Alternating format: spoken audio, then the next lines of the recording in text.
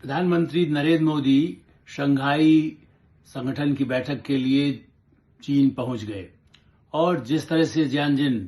जो बीजिंग के पास ही है वहां जिस तरह से उनका स्वागत हुआ है ये अपने आप में एक बहुत महत्वपूर्ण, चूंकि न केवल भारतीय जो वहां पर बसे हुए हैं व्यापारी बल्कि चाइनीज उन लोगों ने भी जिस तरह से उनका स्वागत किया। सबसे महत्वपूर्ण बात यह है कि एक ऐतिहासिक इस दृष्टि से उनकी चीन की यात्रा है, क्योंकि हम एक तरफ अमेरिकन प्रेशर जो जिस तरह का दबाव टैरिफ को लेकर के आया, दूसरी तरफ दुनिया में जिस तरह की आतंकवाद को लेकर भारत की लड़ाई है, पाकिस्तान पर दबाव बनाने के लिए चीन अब खुद अपने संबंध सुधारना चाहता है भारत के साथ। उसने खुद अपनी तरफ से पहल की है, भारत के राष्ट्रपति को पत्र लिख करके भी 3 महीने पहले, और उसके बाद अब जिस तरह से 7 वर्षों के बाद भारत के प्रधानमंत्री पहुंचे हैं, तो द्विपक्षीय व्यापार, आर्थिक संबंध, सामरिक और दूसरा अंतर्राष्ट्रीय स्तर पर खास करके रूस के राष्ट्रपति पुतिन का होना, शी जिनपिंग, प्रधानमंत्री नरेंद्र मोदी और पुतिन,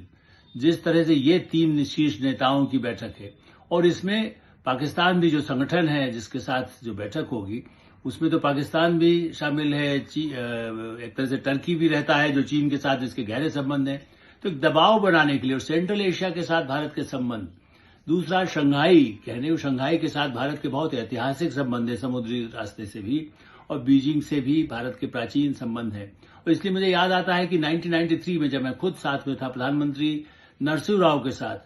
तब किस तरह से आर्थिक स्थिति बिल्कुल कमजोर थी चीन की, केवल साइकिल वहां दिखाई देती थी, गाड़ियां मतलब इक्का दुक्का जैसे लगता था। भारत की स्थिति भी उससे थोड़ी बेहतर दिखती थी। आज उसके बाद चीन जिस तरह से पिछले 30-40 वर्षों में प्रगति किया है,